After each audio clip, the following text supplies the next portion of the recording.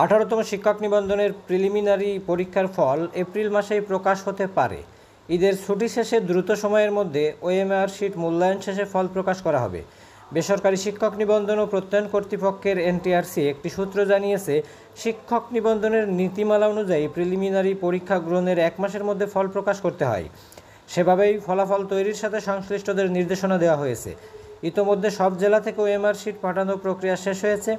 নাম অপ্রকাশিত রাখার শর্তে এনটিআরসি এর পরীক্ষা মূল্যায়ন ও প্রত্যয়ন শাখার এক কর্মকর্তা দ্য ডেইলি ক্যাম্পাসকে বলেন, 18তম শিক্ষক নিবন্ধনের প্রিলিমিনারি পরীক্ষা সংগ্রহের প্রক্রিয়া শেষ হয়েছে। খাতা মূল্যায়নের জন্য 10টি প্রতিষ্ঠান টেন্ডার ড্রপ করেছিল।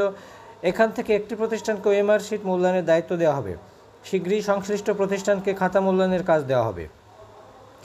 এ বিষয়ে এনটিআরসি-এর সচিব ওবায়দুর রহমান দ্য ডেইলি ক্যাম্পাসকে বলেন, এপ্রিলের মধ্যে 18তম নিবন্ধনের প্রিলিমিনারি পরীক্ষার ফল প্রকাশের পরিকল্পনা রয়েছে। আমরা এপ্রিলের শেষ দিকে ফল প্রকাশের ব্যাপারে আশাবাদী।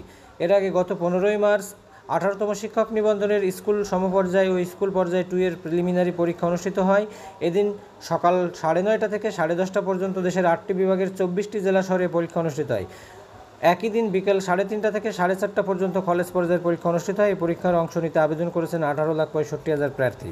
তো যারা 18তম শিক্ষক নিবন্ধন পরীক্ষা দিয়ে আছেন, তো বিশেষ করে যাদের 40-এর বেশি নম্বর থাকবে, তারা আর সময় ক্ষেপণ করবেন না, কারণ এই ফল প্রকাশের হয়তোবা সর্বোচ্চ 2-2.5 মাসের মধ্যেই কিন্তু লিখিত পরীক্ষা অনুষ্ঠিত হবে। আর এবার যেহেতু বেশ কিছু সাবজেক্টের নতুন সিলেবাস প্রণয়ন করা হয়েছে, অবশ্যই আপনারা বাজার থেকে আপনারা দিগদর্শন সহ অন্যান্য যে গাইডগুলো আছে, রেনেসা আছে, তাছাড়া লেকচার, অর্থাৎ আপনার সাবজেক্টের সর্বোচ্চ সেরা গাইড যেটি হবে সেটি নিয়ে এবং আপনার অনার্স মাস্টার্সের পঠিত বিষয়গুলো নিয়ে পড়াশোনা শুরু করতে থাকেন। অবশ্যই ভালো কিছু হবে। ধন্যবাদ।